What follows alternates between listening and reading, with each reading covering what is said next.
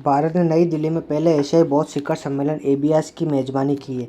विषय एशिया को मजबूत बनाने के में बुद्ध धर्म की भूमिका। भारत ने नई दिल्ली में पहले एशियाई बौद्ध शिखर सम्मेलन एबीएस की मेजबानी की। विषय एशिया को मजबूत करने में बुद्ध धर्म की भूमिका। भारत सरकार ने देश में परमाणु ऊर्जा उत्पादन का नेतृत्व करने के लिए अणुशक्ति विद्युत निगम अश्विनी के गठन को मंजूरी दे दी है। भारत सरकार ने देश में परमाणु ऊर्जा उत्पादन का नेतृत्व करने के लिए अणुशक्ति विद्युत निगम अश्विनी के गठन को मंजूरी दे दी है। यह भारतीय परमाणु ऊर्जा निगम लिमिटेड एनपीसीएल और राष्ट्रीय ताप विद्युत निगम एनटीपीसी के बीच एक संयुक्त उद्यम है। केंद्रीय बंदरगाह जहाजरानी और जलमार्ग मंत्री सर्बानंद सोनोवाल ने भारत में क्रूज पर्यटन को बढ़ावा देने के लिए क्रूज भारत मिशन लॉन्च किया। केंद्रीय बंदरगाह जहाजरानी और जलमार्ग मंत्री सर्बानंद सोनोवाल ने भारत में क्रूज पर्यटन को बढ़ावा देने के लिए क्रूज भारत विज्ञान लॉन्च किया है। लक्ष्य 2019 तक क्रूज यात्री यातायात को दोगुना करना और भारत के एक वैश्विक क्रूज गंतव्य के रूप में स्थापित करना। लक्ष्य 2019 तक क्रूज यात्री यातायात को दोगुना करना और भारत को एक वैश्विक क्रूज गंतव्य के रूप में स्थापित करना। केंद्रीय मंत्रिमंडल ने 5 और भाषाओं मराठी, बंगाली, पाली, प्राकृत और असमिया को शास्त्रीय भाषाओं का दर्जा देने की मंजूरी दे दी। इस टैग वाली भाषाओं की संख्या 6 से बढ़कर 11 हो गई है। केंद्रीय मंत्रिमंडल ने 5 और भाषाओं मराठी, बंगाली, पाली, प्राकृत और असमिया को शास्त्रीय भाषाओं का दर्जा देने की मंजूरी दे दी है। इस टैग वाली भाषाओं की संख्या अब 6 से बढ़कर 11 हो गई है। शास्त्रीय भाषाओं को 8वीं अनुसूची में सूचीबद्ध किया है। इसमें भाग 17 अनुच्छेद 343 से 351 में आधिकारिक भाषाओं को संबोधित करना है। इस निर्णय से पहले केवल 6 भाषाओं को शास्त्रीय भाषा का टैग मिला। तमिल को 2013 में, संस्कृत 2005 में, कन्नड़ 2008, तेलुगु 2008, मलयालम 2013, उड़िया 2014। केंद्रीय मंत्रिमंडल ने खाद्य तेल तिलहन पर राष्ट्रीय मिशन MEOO तिलहन को मंजूरी दे दी है।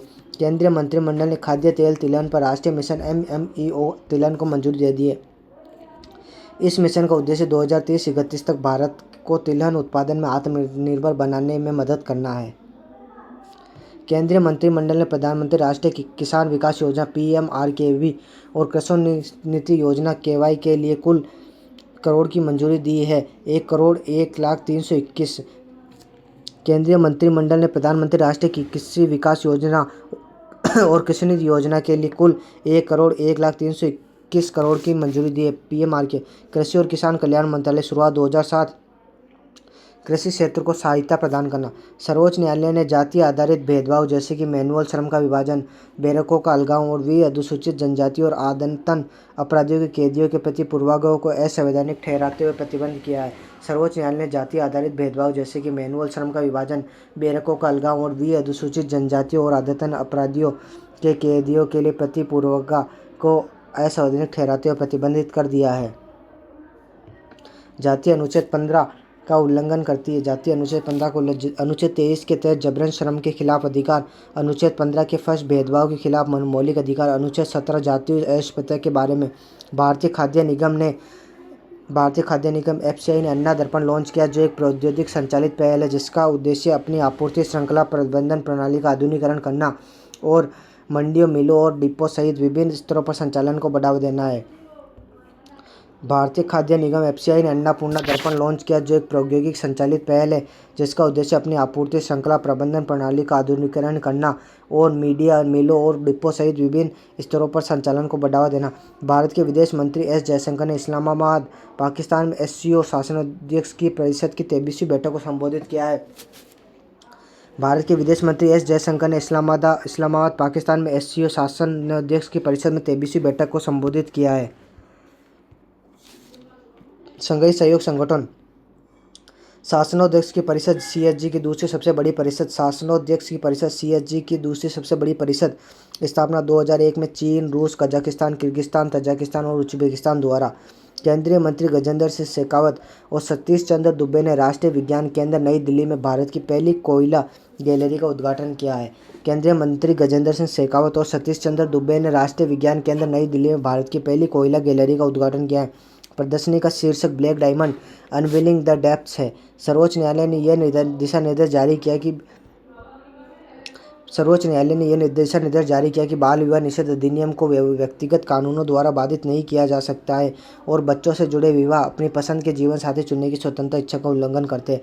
सर्वोच्च न्यायालय ने ये दिशा निर्देश जारी किए कि बाल विवाह निषेध अधिनियम को व्यक्तिगत कानूनों द्वारा बाधित नहीं किया जा सकता है और बच्चों से जुड़े विवाह अपने पसंद के जीवन साथी चुनने की स्वतः इच्छा को उल्लंघन करते हैं। बाल विवाह अधिनियम 2006।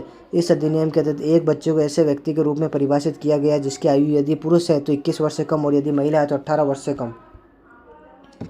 केंद्रीय श्रम एवं रोजगार और युवा खेल मंत्रालयों के मंत्री मनसुख मंडाविया ने सरकार की भलाई की कई योजनाओं को एकीकृत करते हुए असंगठित श्रमिकों के लिए एक एकीकृत समाधान की पेशकश करते हुए ई श्रम पोर्टल लॉन्च किया है।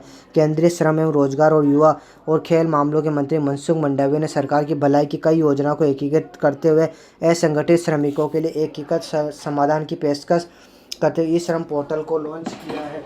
उड़ीसा में मनकीडिया समुदाय वनों पर पर्यावास अधिकार प्राप्त करने वाला छठा विशेष रूप से कमजोर जनजातीय समूह पीवीटीजी बन गया है।